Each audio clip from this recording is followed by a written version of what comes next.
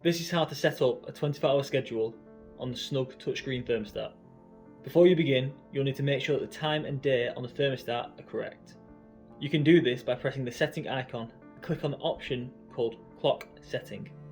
Use the up and down buttons on the touch sensitive screen to edit the time and date displayed in orange in the middle of the screen. Once this is complete, press the back arrow until you reach the home screen. To program your schedule, press the schedule button to use the up and down arrows to select the 24-hour option. If a schedule has already been selected, go to Settings, Schedule and select 24-hour option there. Once the option is selected, press the back arrow to get back to the home screen. Click on the schedule icon on the home screen. Use the up and down arrows to select the start time and temperature you want the heating to be during 4 different periods of the day, which is shown at the top of the screen. For example, when you're at work, you may want the day and night functions to be lower temperature than the morning and evening when you're actually in the house.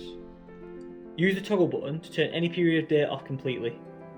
This would then skip that period and go straight from the previous period to the next period where the toggle button is on. Once the program is complete, use the back arrow to get back to the home screen and the 24-hour schedule is complete.